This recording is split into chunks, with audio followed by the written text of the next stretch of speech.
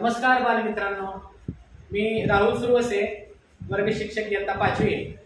आपण सर्वांसमोर इयत्ता 5वीतील विद्यार्थी सादर करीत आहेत नाटक विषय मराठी बंडूची गिजा. आपण सर्वजण पहा. नमस्कार मित्रांनो, माझे नाव इम्रान खान. मी या नाटकात निवेदक झालो आहोत.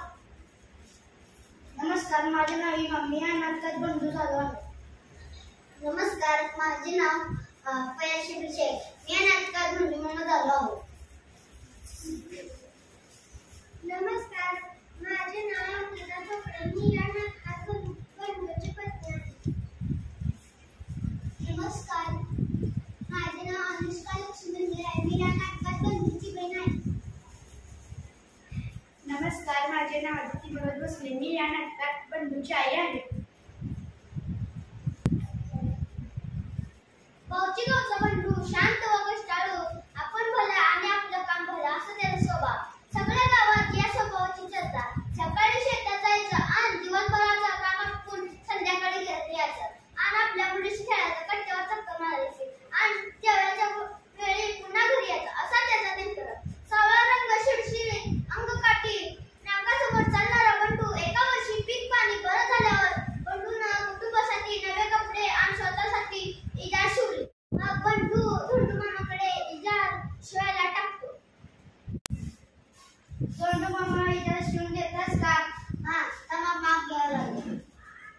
15, 30, 2 दिवसानंतर या. 2 दिवसानंतर बंडू धोंडू मामाकडे इजार घ्यायला जातो. धोंडू मामा इजार शिवली का? हा, घ्या तुमची इजार. इजार जरा लांब झाली, चांगली 4 बोट लांब झाली. आता पुन्हा धोंडू मामाकडे जायचं म्हणजे? मग बंडू आपल्या पत्नीकडे जातो. अगं, इजार जरा 4 बोट टाकायला शिकतीस का? हो, सकाळी सकाळी आम्ही काय जेवण बनवतो. मग बंडू आपल्या बहिणीकडे जातो. सुबे, इजार जरा 4 बोट टाकायला शिकतीस का? नाही रे दादा, मला केवढा अभ्यास पडलाय. आता कॉलेजची वेळ होईल, तू आईला सांग की. मग बंडू आपल्या आईकडे जातो. इजार जरा 4 बोट टाकायला शिकतीस का? तिकडं तुझी जायचं वैरण कापून कापून माझ्या हाताचे तुकडे पडले. मग बंडूची आईने इजार एका कोनाड्यात खेचली. बंडू विरमुसला होऊन शेताकडे गेला. सकाळी इजार दुरुस्त करायला पाहिजे होते. मग बंडूची पत्नी इजारचे पाय कापते आणि दुमडून टाकी घालते. मग बंडूची बहीण येते. आपल्या भाऊबीजेला लागतो, गोष्ट करून मला कॉलेजला पाठवतो. मी दादाची ते काम करत नाही. मग बंडूची बहीण इजारचे पाय कापते आणि दुमडून टाकी घालते. मग बंडूची आई, ओके, कसले पोरावर एवढं पोरगं राब राबतो. मग बंडूची आई इजारचे पाय कापते आणि दुमडून टाकी घालते. मग संध्याकाळी बंडू घरी आल्यावर आपलं काम आपणच केलं बरं. मग बंडू इजारचे पाय कापते आणि दुमडून टाकी घालते.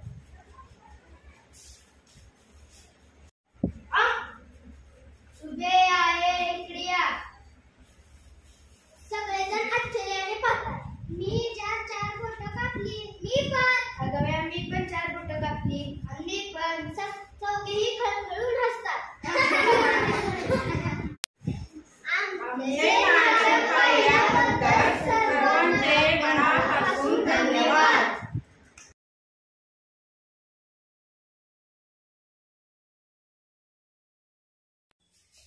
सर्वांना माझे नमस्कार. माझे नाव इम्रान आहे. मी या नाटकात निवेदक झालो आहे. सर्वांना माझे नमस्कार. माझे नाव फयाज आहे. मी या नाटकात बंडू झालो आहोत. नमस्कार, माझे नाव अश्विनी ज्ञानेश्वर शिंदे. मी या नाटकात बंडूची पत्नी आहे. नमस्कार, माझे नाव स्वरा युवराज भोसले. मी या नाटकात बंडूची बहीण आहे. नमस्कार, माझे नाव आदिती खता. मी या नाटकात बंडूची आई आहे. भाऊची गावचा बंडू शांत व कष्टाळू, आपण भलं आणि आपलं काम भलं असा त्याचा स्वभाव. सगळ्या गावात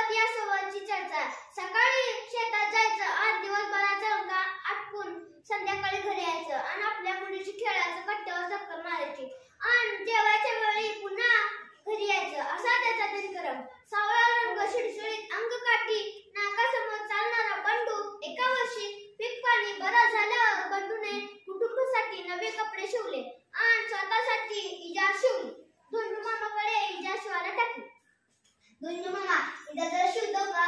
हा शिवतो माझी दिवस 15 30 2 दिवसानंतर मग 2 दिवसानंतर बंडू धोंडू मामाकडे जातो. धोंडू मामा इधर